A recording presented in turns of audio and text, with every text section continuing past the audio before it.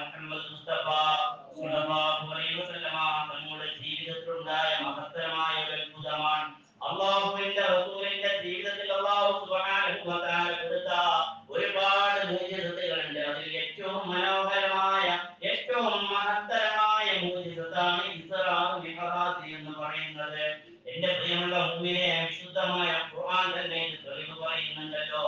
വിശുദ്ധമായ ഖുർആനിലെ സൂറത്തിലെ 116 സൂറത്തുകളിൽ 17ാമത്തെ അധ്യായത്തിലൂടെ അല്ലാഹു സുബ്ഹാനഹു വ തആല പറയുകയാ. ഒന്നാമത് തന്നെ അല്ലാഹു സുബ്ഹാനഹു വ തആല വിശുദ്ധമായ ഖുർആനിലൂടെ നമ്മെ ഓർമ്മപ്പെടുത്തുകയാണ്. സുബ്ഹാനല്ലദീ അസ്റാ ബിഅബ്ദിഹി ലൈലൻ മിനൽ മസ്ജിദിൽ ഹറാമി ഇലൽ മസ്ജിദിൽ അഖ്സാ الذي باركنا حوله لنريه من آياتنا إنه هو السميع البصير. വിശുദ്ധമായ ഖുർആനിലൂടെ അല്ലാഹു സുബ്ഹാനഹു വ തആല ഇസ്റാ മിഅ്റാജിനെ കുറിച്ച് വളരെ വ്യക്തമായി കൊണ്ട് തന്നെ നമ്മെ പഠിപ്പിക്കുകയാണ്. എന്റെ പ്രിയമുള്ള മുഅ്മിനെ, ചരിത്രം വിശാലമായി പറയാനുള്ള സമയം നമുക്കില്ല. എങ്കിലും ബറക്കത്തിന് വേണ്ടി ചരിത്രത്തിന്റെ ചില ഭാഗങ്ങൾ മാത്രം സൂചിപ്പിക്കുകയാണ്. അല്ലാഹു എനിക്ക് പറയാനും നിങ്ങൾക്ക് കേൾക്കാനും നമ്മുടെ ജീവിതത്തിൽ പകർത്താൻ അല്ലാഹു തൗഫീഖ് നൽകി അനുഗ്രഹിക്കുമാറാവട്ടെ. എന്റെ പ്രിയമുള്ള മുഅ്മിനെ, ഹബീബായ റസൂലുള്ളാഹി സ്വല്ലല്ലാഹു അലൈഹി വസല്ലമ തങ്ങൾക്ക് 51 വയസ്സ് പിന്നിടുമ്പോ ഹബീബായ തങ്ങൾ മക്കയിൽ ജീവിക്കുമ്പോ മുത്തുനബിക്ക് താങ്ങും തണലുമായിരുന്ന മഹാനായ അബൂ ത്വാലിബ് വഫാത്താകുകയാണ്, ലോകത്തു നിന്ന് വിട പറയുകയാണ്. ഹബീബായ തങ്ങൾ വല്ലാതെ സങ്കടപ്പെടുമ്പോ വല്ലാതെ ദുഃഖിക്കുമ്പോ അതാ 2 മാസം കഴിയുമ്പോ മുത്തുനബിക്ക് താങ്ങും തണലുമായിരുന്ന ഹബീബായ തങ്ങളുടെ ഭാര്യയായ ഖദീജത്തുൽ കുബ്രാ ഖദീജ ബീവിയുടെ ലോകത്തു നിന്ന് വിട പറയുകയാണ്. ഞങ്ങൾക്ക് താങ്ങും തണലുമായിരുന്ന 2 ആളുകൾ വർഷം തന്നെ വിട പറയുമ്പോ ഹബീബായ തങ്ങൾ വല്ലാതെ പ്രയാസപ്പെടുകയാണ്. മാത്രമല്ല എന്റെ പ്രിയമുള്ള മുഅ്മിനെ, മക്ക മുസ്ലിമീങ്ങൾ മുത്തുനബിയെ പ്രയാസപ്പെടുത്തുകയാണ്. വല്ലാത്ത പ്രയാസങ്ങൾ സഹിക്കാൻ കഴിയാതെ വന്നപ്പോ മുത്തുനബിയുടെ കുടുംബം അടയിലേക്ക് പോവുകയാണ്. തോയിലേക്ക് കടന്നു ചെല്ലുമ്പോ ചരിത്രം നമുക്കറിയാമല്ലോ. മുത്തുനബിയെ സ്വീകരിക്കുകയല്ല മരണത്തിൽ ചെയ്യുന്നതെന്നറിയോ, കല്ലെടുത്തെറിയുകയാണ്. അവിടെയും ഹബീബായ തങ്ങൾക്ക് സ്വസ്ഥത കൊടുത്തില്ല. എല്ലാവരും വിട്ടു നിന്നപ്പോ ആരും മുത്തുനബിക്ക് കൈപിടിക്കാനില്ലാത്ത ഒരു അവസ്ഥ വന്നപ്പോ എന്തിനേറെ ജിബ്രീൽ അലൈഹിസ്സലാത്തു വസ്സലാം ഇടയ്ക്കിടയ്ക്ക് വന്നിരുന്നു.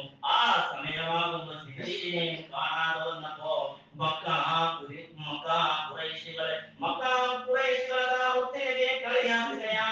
എവിടെ മുഹമ്മദേ, നിന്റെ ദൈവമല്ല എവിടെ, നിന്റെ ദൂതൻ എവിടെ, ആരും നിന്നിലേക്കില്ലേ എന്ന് പറഞ്ഞുകൊണ്ട് ഹബീബായ റസൂലുള്ളാഹി സ്വല്ലല്ലാഹു അലൈഹി വസല്ലമ തങ്ങളെ പ്രയാസപ്പെടുത്തിയപ്പോ ശാരീരിക മാനസിക പ്രയാസങ്ങൾ മുത്തുനബി സഹിച്ചുകൊണ്ടതാ ഒരിക്കൽ ഇരിക്കുമ്പോഴാണ് എന്റെ പ്രിയമുള്ള മുഅ്മിനെ, ഇതേ ദിവസത്തിലെ റജബ് 27 രാത്രിയിലെ അതാ ഹബീബായ തങ്ങളുടെ കൂട്ടുകാരൻ കടന്നു വരികയാ. ജിബ്രീൽ അലൈഹിസ്സലാത്തു വസ്സലാം മുത്തുനബിയിലേക്ക് കടന്നു വരുമ്പോ ഹബീബായ തങ്ങൾ മക്കയിലെ മസ്ജിദുൽ ഹറാമിൽ വിശ്രമിക്കുകയാ. ഈ സമയത്താണ് അർദ്ധരാത്രിയിലാണ് ജിബ്രീൽ കടന്നു വരുന്നത്. ജിബ്രീൽ വന്നുകൊണ്ട് മുത്തുനബിയോട് പറയാ, നബിതങ്ങളോട് പറയാണ്, നബിയെ ഒരു യാത്ര പോകണം. നബിതങ്ങളോട് പറയാണ്, ദുഃഖിച്ച് പ്രയാസപ്പെട്ടിരിക്കുകയാണ്. ആ കൊല്ലത്തിനെ കുറിച്ച് നബിതങ്ങൾ പറയുന്നുണ്ട്, ഹാമിനെ കുറിച്ച് ദുഃഖവർഷമെന്ന് നബിതങ്ങൾ വിശേഷിപ്പിച്ചിട്ടുണ്ട്. അത്രയും പ്രയാസപ്പെട്ടിരിക്കുന്ന സമയത്താണ് ജിബ്രീൽ വന്നുകൊണ്ട് നബിതങ്ങളോട് പറയുന്നത്, നബിയെ ഒരു യാത്ര പോകാനുണ്ട്, നബിയെ ഒരുങ്ങണം നബിയെ. നബിതങ്ങൾ ചോദിക്കുകയാണ്, ജിബ്രീലെ എങ്ങോട്ടാണ് യാത്ര എന്ന് ചോദിക്കുമ്പോ പ്രയാസപ്പെട്ടിരിക്കുന്ന മുത്തുനബിയെ സന്തോഷിപ്പിക്കുകയാണ് മഹാനായ ജിബ്രീൽ അലൈഹിസ്സലാത്തു വസ്സലാം. ജിബ്രീൽ പറയുകയാണ്, നബിയെ അല്ലാഹുവിലേക്ക് പോവുകയാണ്, റബ്ബിലേക്ക് പോവുകയാണ്, അല്ലാഹു ക്ഷണിച്ചിട്ടുണ്ടെന്ന് ഹബീബായ റസൂലുള്ളാഹി സ്വല്ലല്ലാഹു അലൈഹി വസല്ലമ തങ്ങളോട് പറയുമ്പോ എന്റെ പ്രിയമുള്ള മുഅ്മിനെ ചിന്തിക്കണേ. എന്റെ പ്രിയമുള്ളവരെ, ഹബീബായ തങ്ങളെ മലർത്തി കിടത്തുകയാണ്, നെഞ്ഞ് കീറുകയാണ്. എന്നിട്ടതാ ഹൃദയം എടുത്തുകൊണ്ടതാ സ്വന്തം വെള്ളം ഉപയോഗിച്ചുകൊണ്ട് ജിബ്രീൽ അലൈഹിസ്സലാത്തു വസ്സലാം കൈ ശുദ്ധീകരിക്കുകയാണ്. എന്നിട്ട് ഈമാനും ഹിക്മത്തും നബിതങ്ങളുടെ ഹൃദയത്തിൽ ഉറപ്പിച്ചിട്ട് ഹബീബായ റസൂലുള്ളാഹി സ്വല്ലല്ലാഹു അലൈഹി വസല്ലമ തങ്ങളെ അതാ ജിബ്രീൽ കൊണ്ടുപോവുകയാണ്. മികാഈലും കൂടെയുണ്ടെന്ന്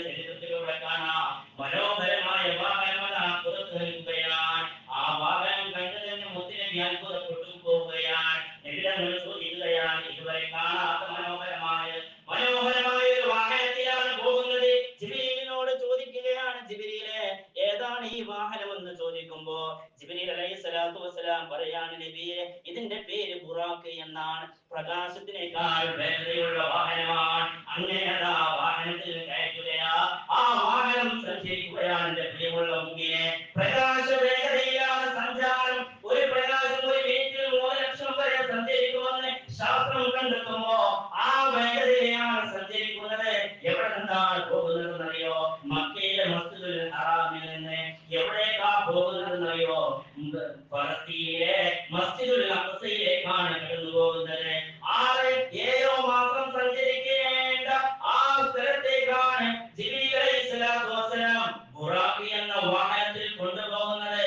നിമിഷ നേരങ്ങളെ കൊണ്ടതാ മസ്ജിദുൽ അഖ്സയിലെത്തുകയാണ്. ചരിത്രം ചുരുക്കുകയാണ് എന്റെ പ്രിയമുള്ള ഭൂമിയെ. അങ്ങനെയതാ ഫലസ്തീനിലെ മസ്ജിദുൽ അഖ്സയിലെത്തുമ്പോ 1 ലക്ഷത്തിൽ പരം പ്രവാചകന്മാർ അവിടെ സംഗമിച്ചിട്ടുണ്ട്. ആദം നബി അലൈഹിസ്സലാത്തു വസ്സലാം മുതൽ അവസാന പ്രവാചകനായ മുത്തനബി വരുന്നതിന് മുമ്പ് വന്ന പ്രവാചകനായ ഈസാ നബി അലൈഹിസ്സലാത്തു വസ്സലാം വരെയുണ്ട്. അവരോട് സലാം പറഞ്ഞിട്ട് അതാ അവർക്ക് ഇമാമായിട്ട് 2 റക്അത്ത് നിസ്കരിക്കുകയാണ്. ആദം നബി മുതൽ ഈസാ നബി വരെയുള്ള പ്രവാചകന്മാരെ മുത്തനബി ശരിക്കും കണ്ടു എന്ന് ചരിത്രത്തിലൂടെ കാണാം. ഇതെന്റെ പ്രിയമുള്ളവരെ സ്വപ്നമല്ല, വിശുദ്ധമായ ഖുർആൻ തന്നെയാണ് തെളിവ്. പല ആളുകളും പറയുന്നത് സ്വപ്നത്തിലൂടെയാണ് നബി പോയതെന്നാണ്. എന്നാൽ വിശുദ്ധമായ ഖുർആൻ പറയാൻ സുബ്ഹാനല്ലദീ അസ്റാ ബി അബ്ദിഹി, തന്റെ അടിമയെ കൊണ്ട് ഞാൻ പോയി എന്ന് വിശുദ്ധമായ ഖുർആനിലൂടെ അല്ലാഹു സുബ്ഹാനഹു വ തആല പറയുമ്പോൾ അതാ മസ്ജിദുൽ അഖ്സയിൽ വെച്ച് 2 റക്അത്ത് നിസ്കരിക്കുകയാണ്. ഇതാണ് എന്റെ പ്രിയമുള്ളവരെ മക്കയിലെ മസ്ജിദുൽ ഹറാമിൽ നിന്ന് ഫലസ്തീനിലെ മസ്ജിദുൽ അഖ്സ വരെയുള്ള സഞ്ചാരത്തിനാണ് ഇസ്റാ എന്ന് പറയുന്നത്. ഇനി പുറപ്പെടുന്നത് എവിടേക്കെന്നറിയോ? മിഅ്റാജ് യാത്രയാണ്. ആകാശലോകം കടന്നു പോവുകയാണ്. സിദ്റത്തുൽ മുൻതഹയും കടന്നിട്ട് മുത്തനബിയെ കൊണ്ടുപോവുകയാണ് ജിബ്രീൽ അലൈഹിസ്സലാത്തു വസ്സലാം. അതാ അവിടെ നിസ്കാരം കഴിഞ്ഞിട്ട് എല്ലാ പ്രവാചകന്മാരോടും സലാം പറഞ്ഞിട്ട് അതാ യാത്ര പോവുകയാണ്. പിന്നെ ഖുറാനില്ല, പിന്നെ ആകാശത്തിലേക്ക് പോകുന്നത് ലിഫ്റ്റിലൂടെയാണ്. എന്റെ പ്രിയമുള്ളവരെ, ഇന്ന് പറയുകയാണ് ലിഫ്റ്റ് എന്ന് പറഞ്ഞത് മനസ്സിലാക്കാൻ വേണ്ടിയിട്ട് പറഞ്ഞതാണ്. ലിഫ്റ്റിലൂടെ നമ്മൾ തയ്യാറില്ലേ? ഇതുപോലെയുള്ള ഒരു സഞ്ചാര വഴിയാണ് ഹബീബായ തങ്ങളെ ജിബ്രീൽ അലൈഹിസ്സലാത്തു വസ്സലാം കൊണ്ടുപോകുന്നത്. 1-ാം ആകാശത്ത് വെച്ച് ആദം നബിയെ കാണുന്നുണ്ട്, 2-ാം ആകാശത്ത് വെച്ച് ഈസാ നബിയെ കാണുന്നുണ്ട്, 3-ാമത്തെ ആകാശത്ത് വെച്ച് യൂസുഫ് നബി അലൈഹിസ്സലാത്തു വസ്സലാമിനെ കാണുന്നുണ്ട്. ഓരോ പ്രവാചകന്മാരെ കണ്ടും സലാം പറഞ്ഞു, വിശേഷങ്ങൾ പറഞ്ഞു.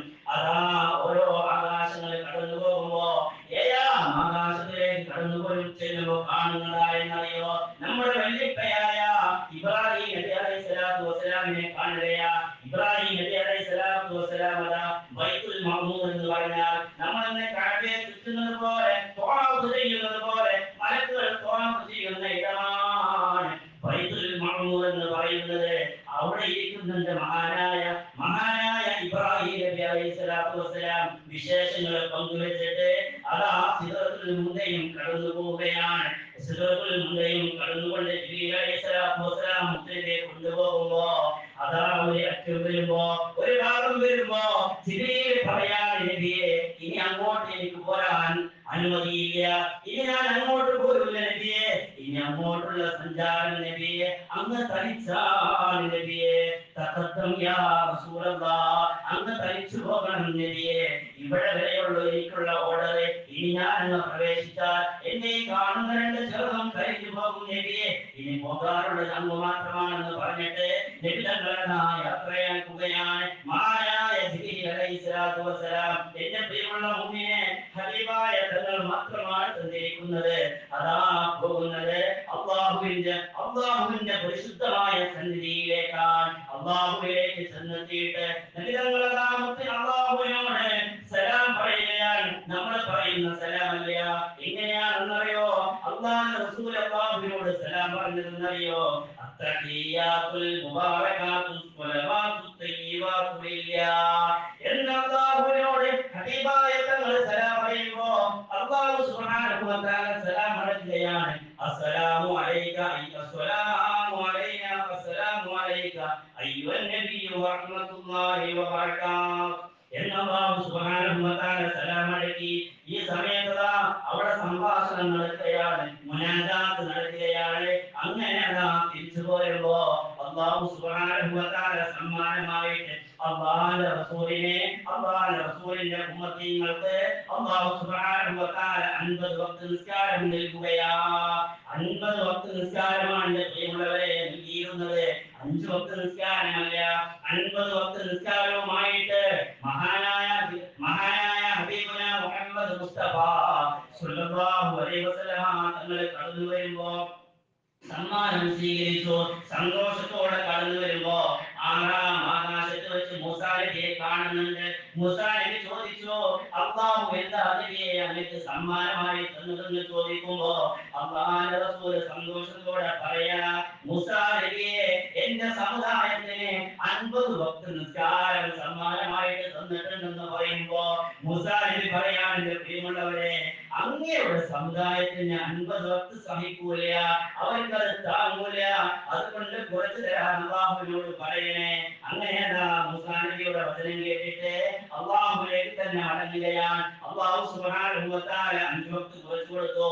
45 വക്തുമായിട്ട് കടന്നു വരുമ്പോൾ മൂസാ നബി പറയുന്നത് ഇത് തന്നെയാ, 45 വക്തും അങ്ങയുടെ സമുദായത്തിന് താങ്ങാൻ കഴിയൂല.